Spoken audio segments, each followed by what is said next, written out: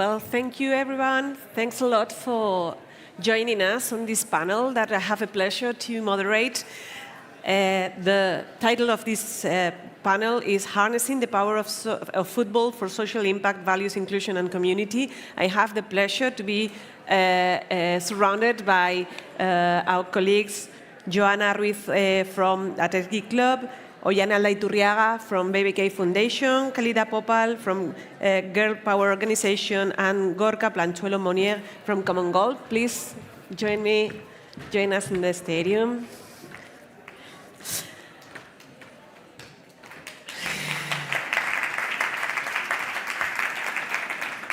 Thank you very much. I will do a quick introduction to the guests and panelists, and then we'll start talking about this capacity of football to be a key driver for social impact through values, through inclusion, through community, through different actions, and we'll see concrete activities and programs that are being put in place, but also reflection on how we should look forward in the future to maximize the social impact of football.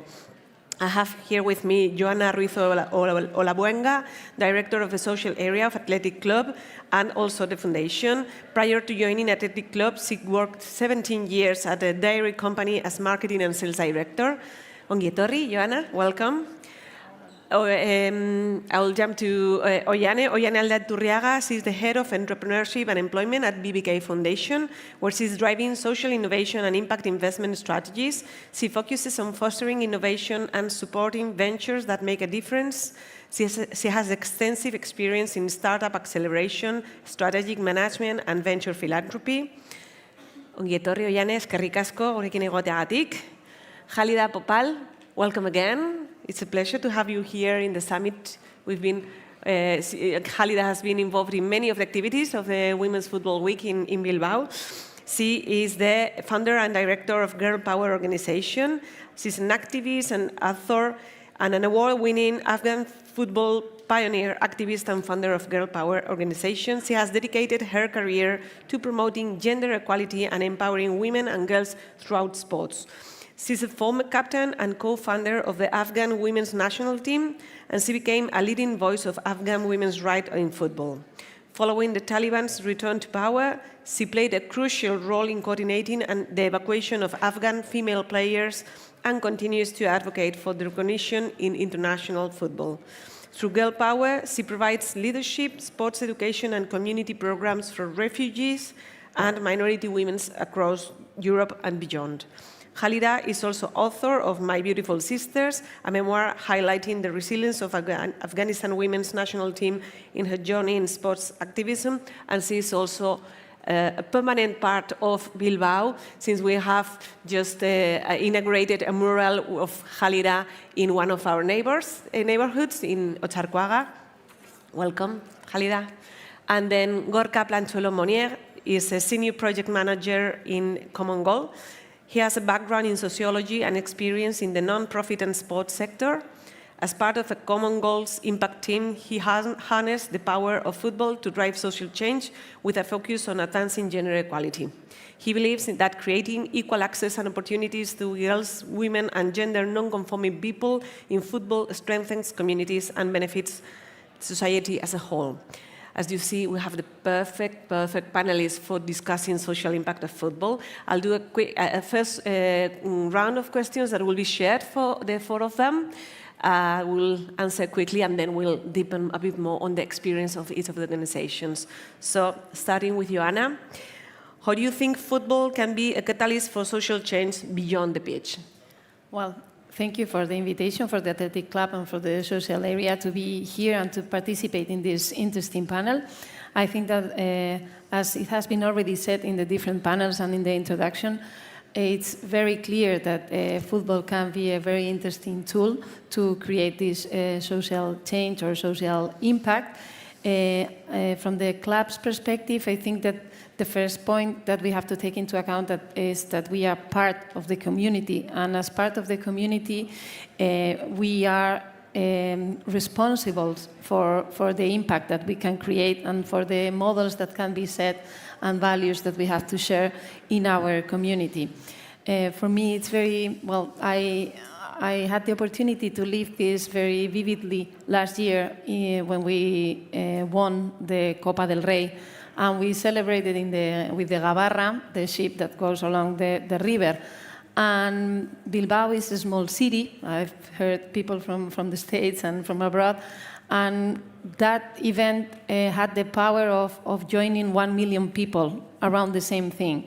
So that day, for me, was like, wow, we have a strong responsibility with our community in order to get the best of this powerful moment that football and that the athletic club in this case has, in order to create this positive social impact in our society. So I think that it's a strong, super strong tool to create this social impact, and I think that from the perspective of the clubs, we have a big responsibility in managing this tool properly.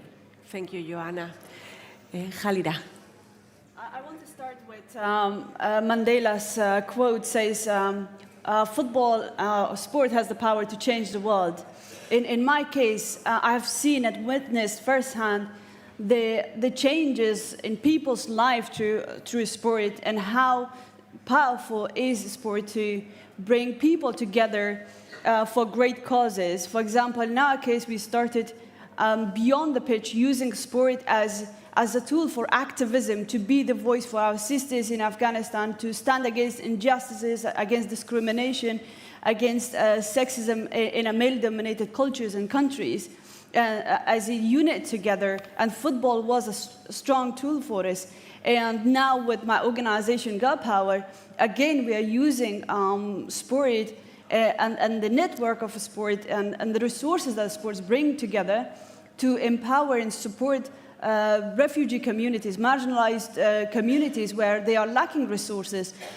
Through that power and platform, they are telling their stories, they are changing narratives, they are owning their voices and narratives, but they are also becoming role models in the communities where they are bringing resources and benefiting the societies and communities to have a healthy community. It has great tool, it has shown the impact. We have great examples around the world how sport, if it's used in a right way, can make an impact in the societies.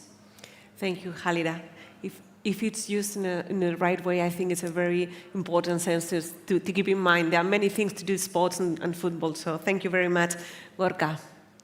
Thank you, everybody. I thank you, World Football Summit, for having us here. And I think when I see all the people here, when I see that we have this panel, is definitely because we believe that football is a powerful tool to drive social change. Common Goal has been doing it for several years with like-minded partners like us all, and particularly addressing gender inequity. So through different projects, different initiatives, we've seen that having girls, women, gender non-conforming people on the pitch is good physically, is good mentally, is good socially.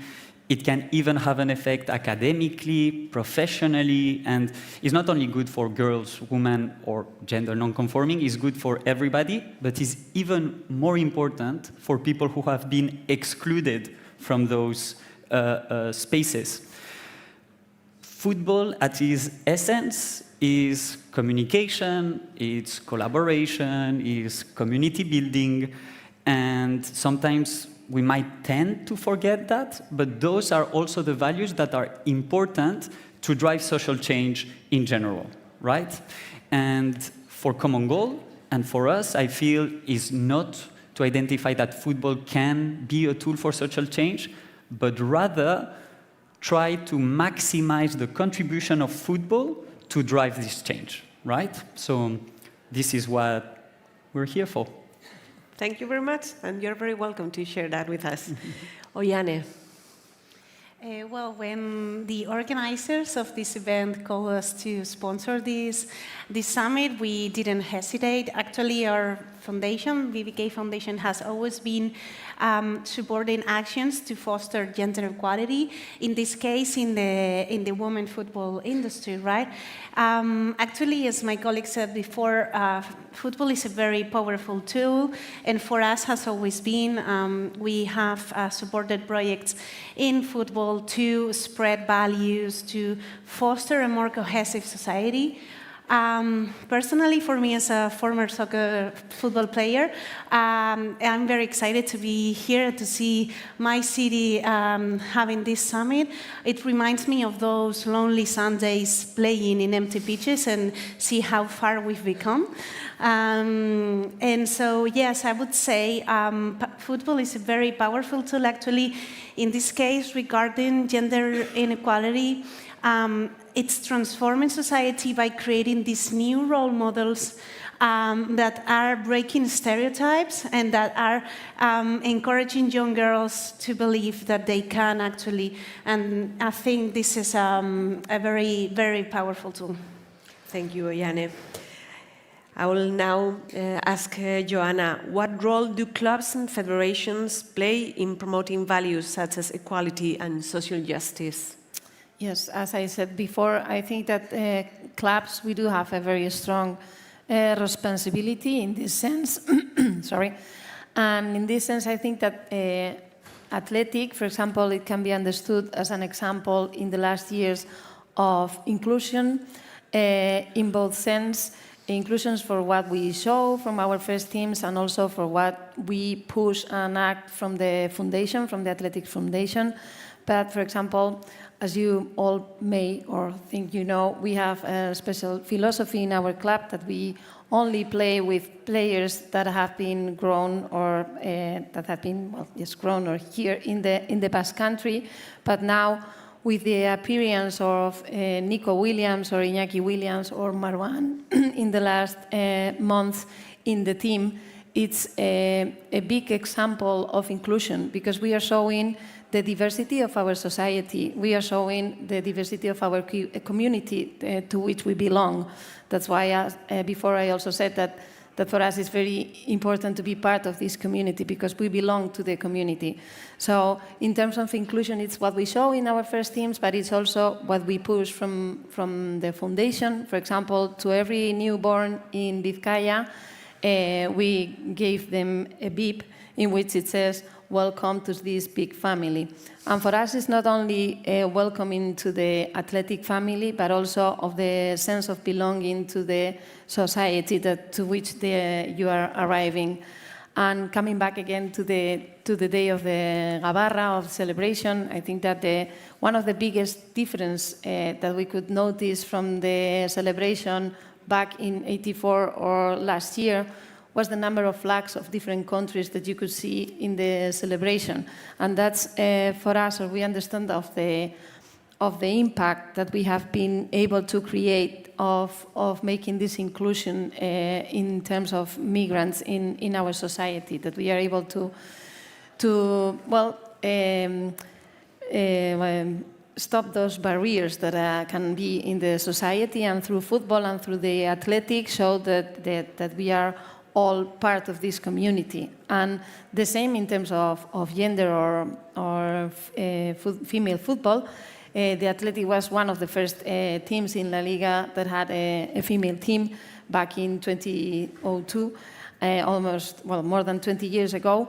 And it's the female team, it's an example of success and of breaking those rules, of being a team that can compete professionally and that can win different leagues. In fact, the female team has 5 leagues in there.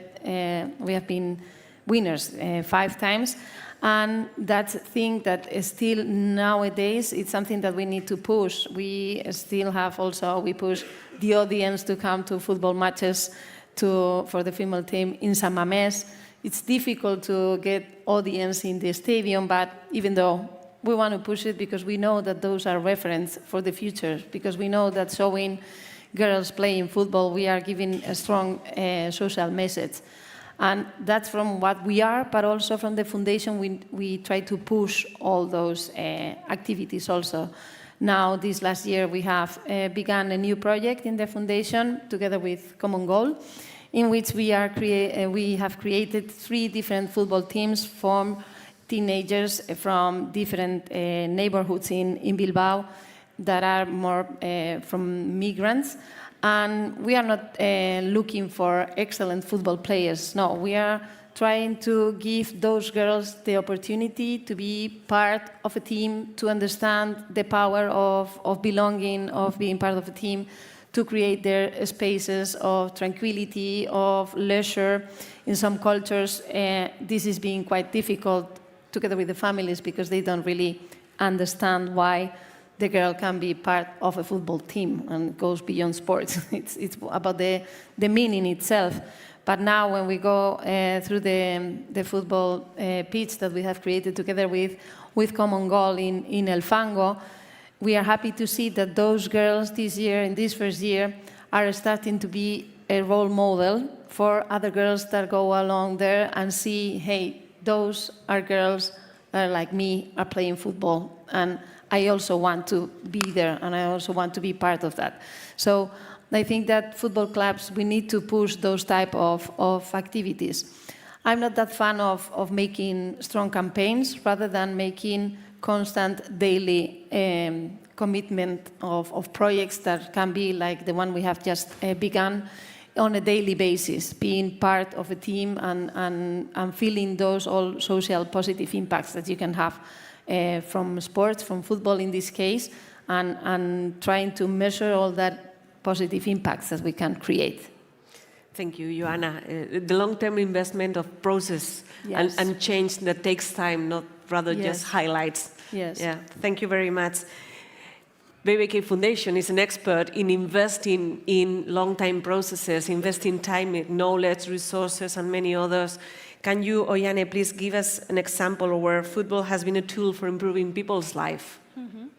Yeah, well, one example I love is one we share with Athletic Club, actually, Athletic Genuine. Actually, well, we have some projects together as we both work in Biscay, actually, but for example, Athletic Genuine, it's a team of persons with, of people with intellectual disabilities. We are actually the main sponsor of the team, and they play in La Liga Genuine. So yes, I think this is a very nice example of how we can, as Johana said, we make these grassroots initiatives where we can help people feel a higher sense of belonging in society, and for that, Athletic, I think it's a very powerful tool, as well as other football clubs. Other examples I also like to mention would be probably less known, but we are going to launch in the next weeks a pilot project. We've made to try to tackle the lack of access to sports or extracurricular activities in low socioeconomic background children, because as you've said, I mean, sports is a very powerful tool for childhood development, social integration, sense of belonging, and a good childhood, right? And we saw some data that really concerned us. There was 92% of high socioeconomic background kids do some sports or extracurricular activities, while only 66% of those of lower socioeconomic backgrounds do so, right?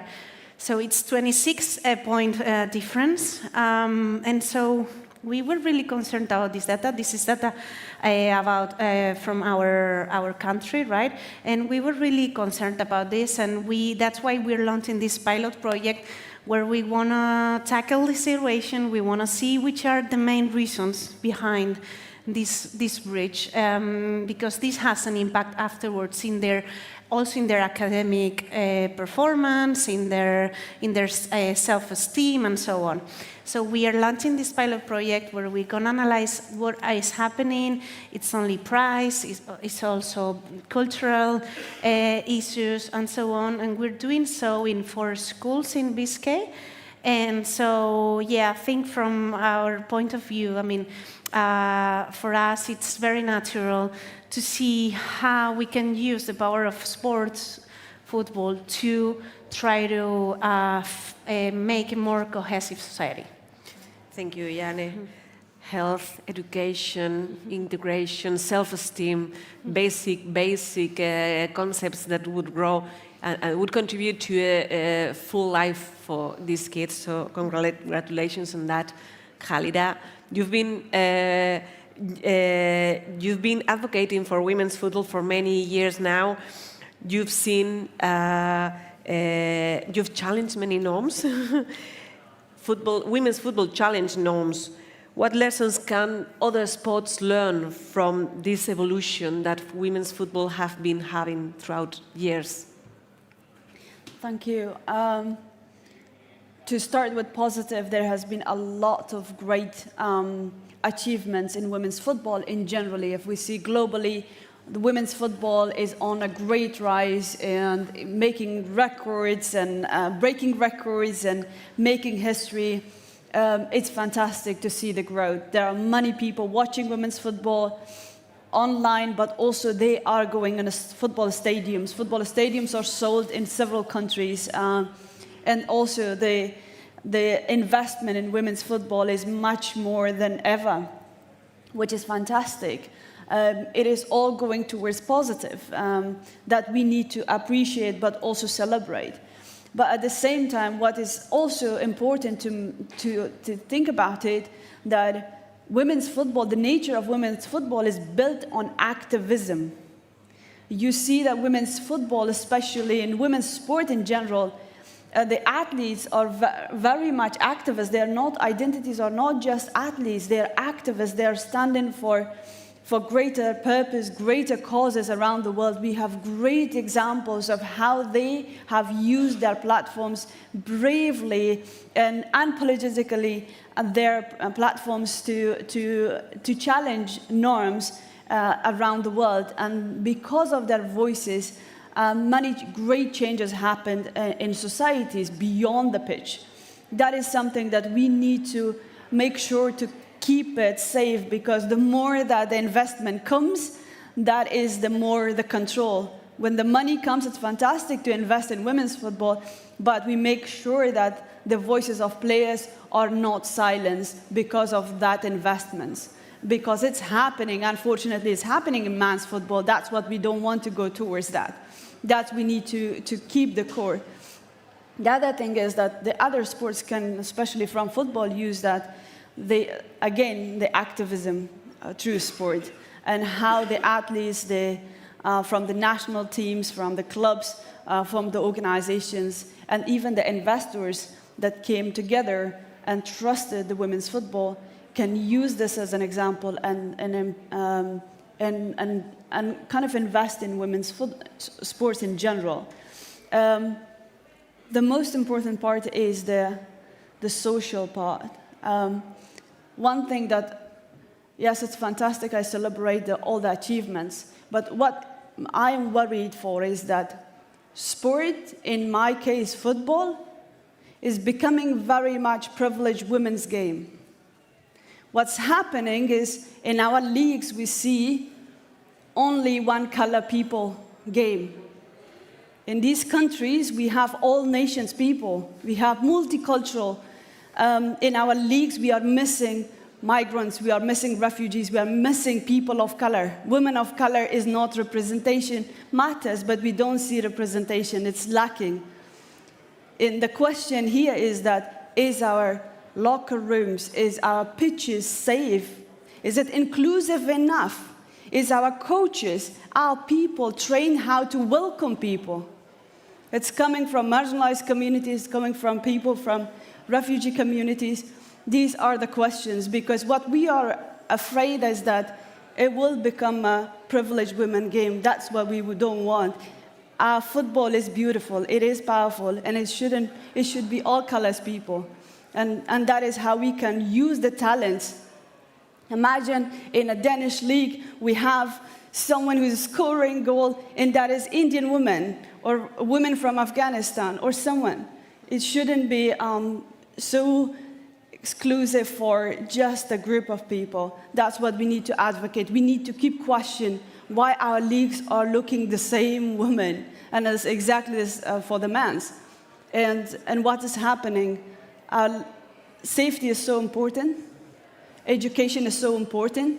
Yes, we do sometimes say that we have good intentions. I've seen clubs, I have seen organizations that they want to be inclusive, but you need to understand how the cultures work and educate your people, educate that how to make safe where women who enter, when a young girl enter in your football pitch, feel safe and protected and belong to.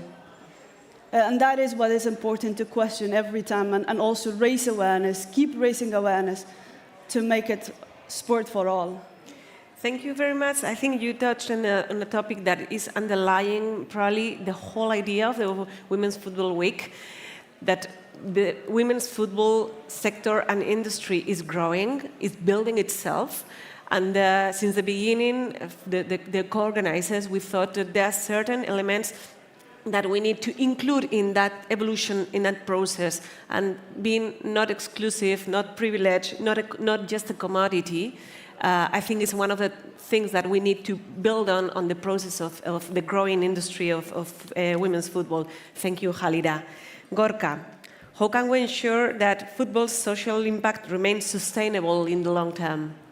Yeah, this is the key question, right? I think collaboration is a key aspect of it, that we cannot do things alone to understand different contexts, as Khalida just mentioned, and also having sustainable funding for it, which is obvious, but sometimes we are in a field that we don't necessarily have that.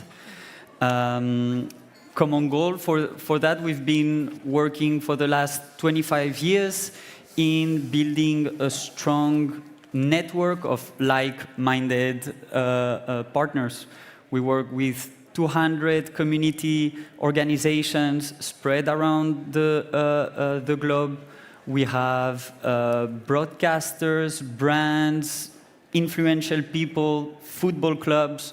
So really working with a lot of people, with over 200 athletes, football players, and among those, and something that also goes hand in hand with what Khalida was saying, we have over 100 football players who are women. So despite the pay gap, this shows really the awareness, socially speaking, and this willingness to use football as this platform to drive social change.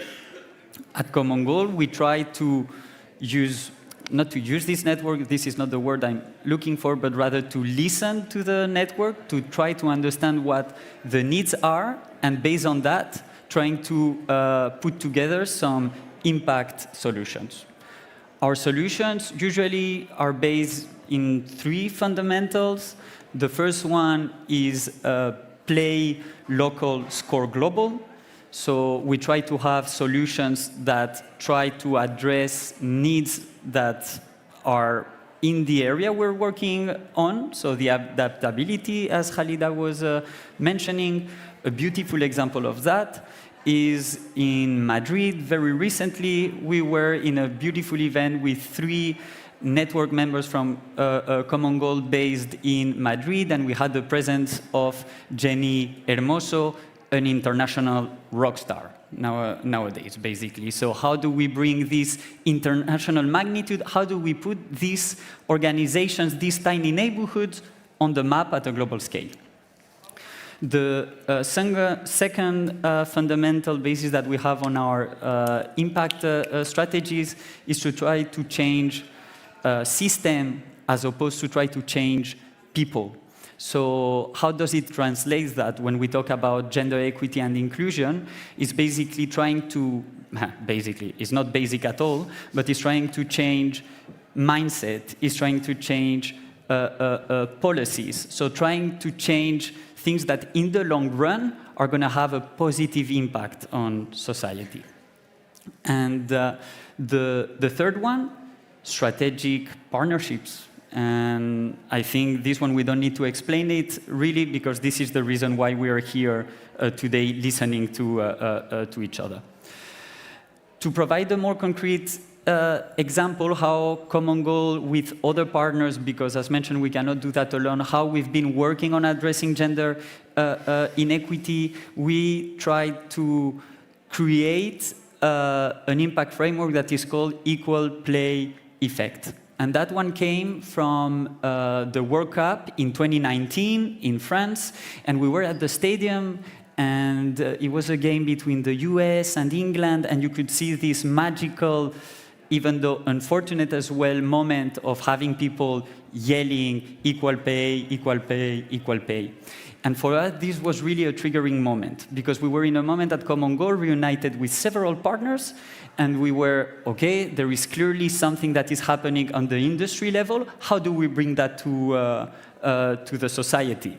And based on that experience, we created this framework that its vision, if I banalize it, is equal participation, equal representation, and leadership for girls and women in and through football. And how do we try to implement it is also at 3 levels: equity and inclusion in the organizations, triggering an organizational change at an organizational level, so these partners and us as well are more inclusive on how we work, how we communicate. Equity and inclusion on the sidelines, how the girls who are playing football have this role model that they couldn't have in the past. And equity and inclusion on the pitch, how do we make sure that we not only recruit girls, but also how do we keep them on the pitch? Because one thing is, okay, we access and we recruit, but the day of tomorrow, also make sure to have them on the pitch, right? Which is also very, very difficult. In Europe, the Equal Play Effect goes with a project that is the Adidas Breaking Barriers, and putting this example because it's a clear example of strong collaboration where we have a brand that supports us to work with 15 organizations that are going through this change, supporting women coaches that have actually opportunities to coach and to be in those spaces that we are, and to bring more people on the pitch. And to finalize Equal Play Effect, we mention it, that is a impact framework, but what does that really mean in general? What we try to do is really to create this social movement to put the topic of gender equity and football together, so that ensuring that people are aware of it and trying to make this gender transformative journey involving as many people as we can. Thank you, Gorka. I will have a quick last round of questions because we are just reaching the last 5 minutes. In the same order as we started at the beginning, what future do you see for football as a tool for social impact, and what steps do you think are necessary to take to maximize its potential? Yes, well, I think that football's social impact, it's clear, and it's something that we need to push strongly. And from the club's perspective, in the case of the athletic, at least in the last 2 years, there has been a new structure inside the club, and now the club has 3 big areas. The first one is obvious, it's the sport area. Second one is the economic area, the business area. We need business and investment and so on to keep the club sustainable. But the third area is the social area. So it's in the same level as a sport and as business. So from that point of view, it's a way of giving the importance and showing the responsibility that we have together with the community. So the 3 areas are at the same level, and it explains a bit also what kind of a club you want to be in the future, or what kind of proposal you need to, or you want to share. And in this sense also, in terms of a brand, when a marketing prepares campaigns and so on, the 3 perspectives need to be always at the same point. So from that point of view, I think that it's a way of pushing and of showing a strong commitment with the social impact that we do know that football has. And well, I am a clear example because I am the director of the social area that was created, and I feel that power that we need to push all together. And I think that all the entities that we know that we are influencers ourselves, I mean the football clubs, and that we have all that power, we need to push to give the importance that has the social area in order to make and amplify this social impact that we are able to create. Thank you, Johana. Khalida. Yeah, I want to see an inclusive football for all future. What needs to happen is to create more safe spaces, inclusive spaces, and also the two divided community come together. Structure sport, and in our case is football. Structure football, connect with social more than ever, to take responsibility, to create impact in the societies and the communities. These football clubs and organizations exist because of the people. It all started with grassroots. That is the identity that we should never forget. The football clubs, the identities of clubs started from the community. And that is our responsibility towards our communities, to build our communities, to take initiative and use the beautiful power of football to make change and be great examples and role models for the rest of the world. Thank you. That's very interesting. Gorka? Yeah, so again, at Common Goal, we have this belief that football can and it will. And we also believe that football has the necessary resources. It's a global cultural phenomena to drive impact at scale, right? So we believe on this tool, and if we see so many people here today, is because you also believe on it. You also believe in creating this sustainable impact. The necessary steps, yes, we are a lot, but there are still some people who are not at San Mamés Stadium that we still need to convince that actually football can and it will. So how do we bring these people to the room and to have this, and it feels very corporate to say it, and to have this common goal? The second thing, I will keep saying it with the strategic partnerships, strategic coalitions. How do we create this ecosystem where we can all thrive in it and bring our expertise? And the last one is also going hand in hand with something that Khalida mentioned, this adaptability and scalability. Adaptability because impact solutions are not working in the same way in one area or the other, and we need to be aware of that. But once it's there, how do we ensure that it scales? So these are key questions that I think we need to take into account to have sustainable impact. Thank you, Gorka. Oihane. So I will go shortly. I would say three main steps, actually very related to what my colleague said. I would say ensure equal opportunities for all, no matter gender, race, background, and so on.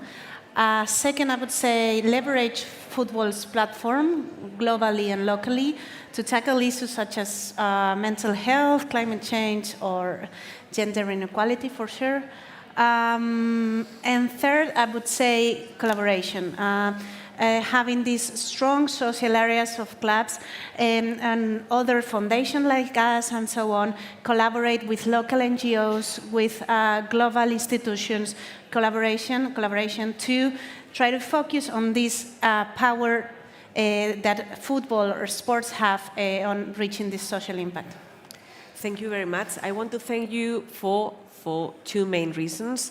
You have stick to timing perfectly, and that is very thankful from the side of a moderator, and especially for sharing and giving us thoughts and reflections that we need to put in place to build that future for sports, for female sports, and especially football, female football, to achieve a greater social impact. Thank you very much. Now I'll give you in the hands of Tammy Parlor, which would be moderating the next session, Global Growth in Women's Football, International Competitions, Sponsorship and Expanding Audiences.